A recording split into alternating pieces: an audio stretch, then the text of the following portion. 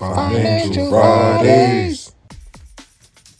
Now, I'm not a financial advisor, but a lot of you have been complaining that my prior videos have focused on unrealistic investments.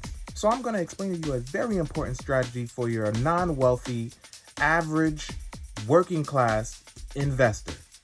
See, investing is a mindset, a reprogramming on how to spend your money to make money.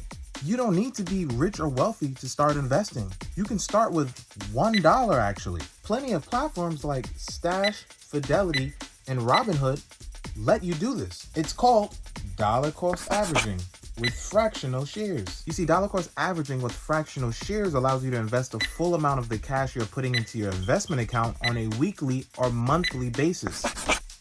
For example, let's look at one share of Amazon. As of today, it's worth $3,504. A beginner investor may not have the funds to buy one share at such a high price all at once.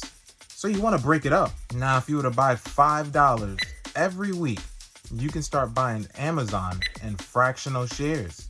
One week, Amazon may go to $3,600, and the next week, it goes to $3,000. Your weekly purchase would now be averaging those two weekly share prices.